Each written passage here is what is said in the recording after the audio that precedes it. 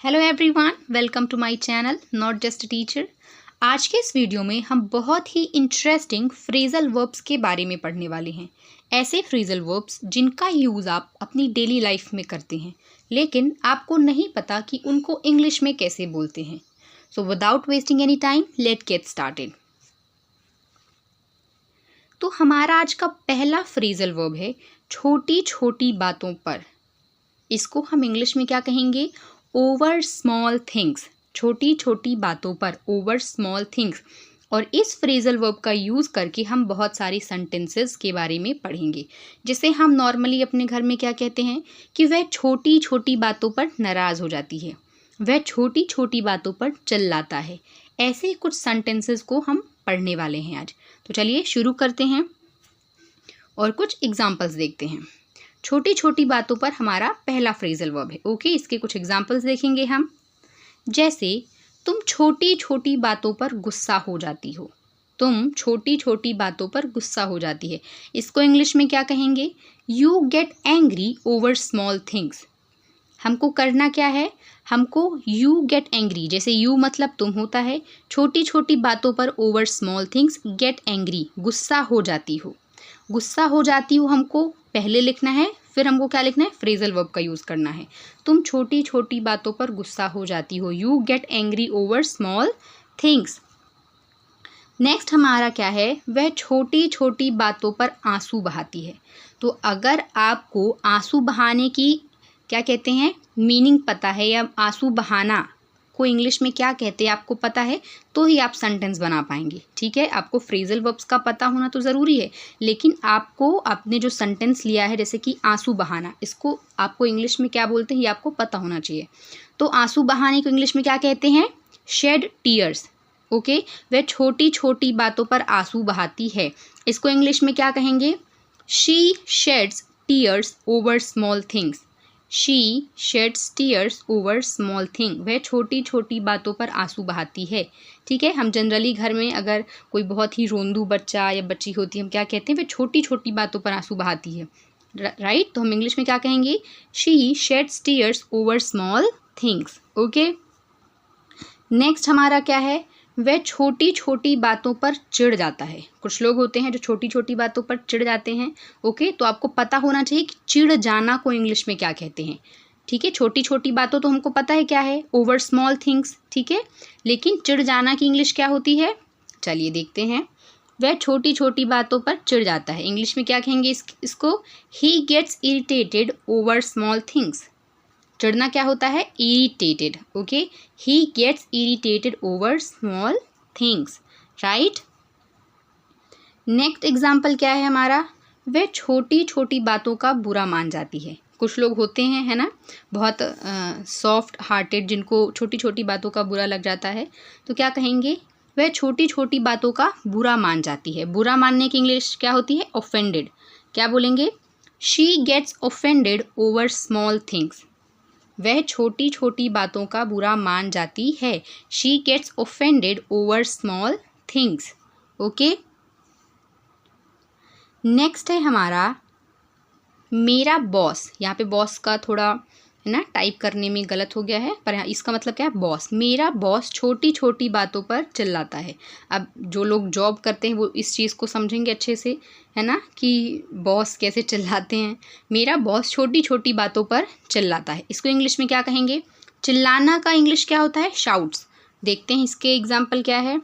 My boss shouts over small things. My boss shouts over small things. मेरा boss छोटी छोटी बातों पर चिल्लाता है। ओके, नेक्स्ट है हमारा छोटी छोटी बातों का बुरा मत मानो। जनरली हमसे जो बड़े होते हैं वो हमको ये समझाते हैं कि छोटी छोटी बातों का बुरा मत माना करो। राइट, हम इसको इंग्लिश में क्या कहेंगे? Don't get offended over small things. Don't get offended over small things. छोटी छोटी बातों का बुरा मत माना करो। राइट, नेक्स्ट है हमारा वह छोटी छोटी बातों पर खाना छोड़ देती है। वह छोटी छोटी बातों पर खाना छोड़ देती है। कुछ लोग होते हैं कि अगर वो नाराज़ हैं तो वो खाना सबसे पहले खाना छोड़ देते हैं। राइट, तो इसकी इंग्लिश क्या होगी? खाना छोड़ना मतलब stop eating. For example, she stops eating over small things. ठीक है, she stops eating over small things. वह छोटी छोटी बातों पर खाना छोड़ देती है ना, खाना खाना ही छोड़ देते हैं कुछ लोग। नेक्स्ट है हमारा, वह छोटी छोटी बातों पर बात बंद कर देती है। छोटी छोटी बातों पर बात बंद कर देती है। अब बात बंद करने को इंग्लिश में क्या कहते हैं, ये आपको पता करना है। और छोटी छोटी बातों, इसका आपको पता है इंग्लिश में ओवर स्मॉल थिंग्स कहते हैं। तो इसका जो एग्जाम्पल है ये मैंने नहीं लिखा है क्योंकि ये आपको बनाना है। ओके, नेक्स्ट हमारा फ्रेजल वर्ब है बेकार। फ्रेजल वर्ब क्या है, ही बेकार है, इट इज़ यूजलेस, ही बेकार है। जैसे हम कहते हैं कि सोचना ही बेकार है, लड़ना ही बेकार है, या फिर कभी कभी कहते हैं कि पढ़ना ही बेकार है ना। कुछ लोग जिनकी नौकरी नहीं लगती या कुछ दिक्कत होती कहते हैं पढ़ना ही बेकार है, राइट। तो देखते हैं इस फ्रेजल वर्ब का यूज़ करके हम है ना कैसे सेंटेंसेस बना सकते हैं। तो पहला जो हमारा एग्जाम्पल है लिखा है बात करना ही बेकार है ना। जब हम किसी से आर्ग्यू करते हैं सबसे पहला हमारा क्या होता है सेंटेंस कि बात करना ही बेकार है। पर हमको इंग्लिश सीखनी है तो इंग्लिश में हम क्या बोलेंगे, it is useless to talk. It is useless to talk, बात करना ही बेकार है। हमको सेंटेंसेस कैसे बनाने हैं, हमको वर्ब लेनी है। जैसे टॉक यहाँ पे क्या है, बात करना, और उसके पहले हमको लेना it is useless. It is useless का यूज़ करने के बाद आप कोई भी यहाँ पे मेन वर्ब ले सकते हैं या एक्शन वर्ड यूज़ कर सकते हैं। ओके, आपको इट इज़ यूजलेस यूज़ करना है और फिर उसके बाद कोई एक्शन वर्ड यूज़ करना है। ठीक है, जैसे बात करना ही बेकार है, it is useless to talk. Okay, next देखते हैं मिलना ही बेकार है। मिलना ही बेकार है, वी ऑफन से दिस सेंटेंस कि मिलना ही बेकार है। इसको इंग्लिश में क्या कहेंगे, it is useless to meet. It is useless to meet. Okay,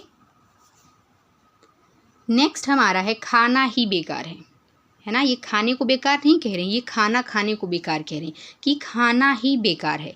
अब खाने को क्या कहते हैं, ईट है ना, और बेकार है क्या कहते हैं, it is useless.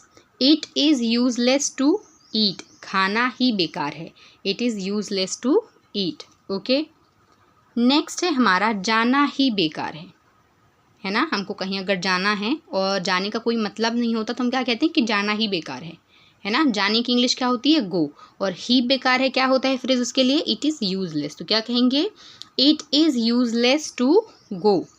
It is useless to go, जाना ही बेकार है। ओके, सोचना ही बेकार है ना। हम ज़्यादातर ओवर थिंकिंग करते हैं, फिर लास्ट में रिजल्ट क्या आता है, हम मन में कहते हैं कि सोचना ही बेकार है, पर फिर भी हम सोचते हैं। तो इसकी इंग्लिश क्या होगी, सोचना ही बेकार है, it is useless to think. It is useless to think. Okay, next हमारा क्या है, बहस करना ही बेकार है ना। सबसे जो इम्पोर्टेंट है ना लाइफ लेसन बोल सकते हैं यही है कि बहस करना ही बेकार है ना। बहस में उलझना ही नहीं है किसी से, बहस करना ही बेकार। इसको इंग्लिश में क्या कहेंगे, it is useless to argue है ना। It is useless to argue है ना, एंड दिस इज़ फैक्ट कि आर्ग्यू करना सच में यूजलेस है, राइट। ओके, तो आई होप आपको जितने भी फ्रेजल वर्ब्स और उनके सेंटेंसेस मैंने सिखाए हैं आपको समझ में आए होंगे, और अब आप अपनी डेली लाइफ में इन फ्रेजल वर्ब्स का यूज़ करके नए नए सेंटेंसेस बनाएंगे और बोलने की कोशिश करेंगे। Thanks for watching.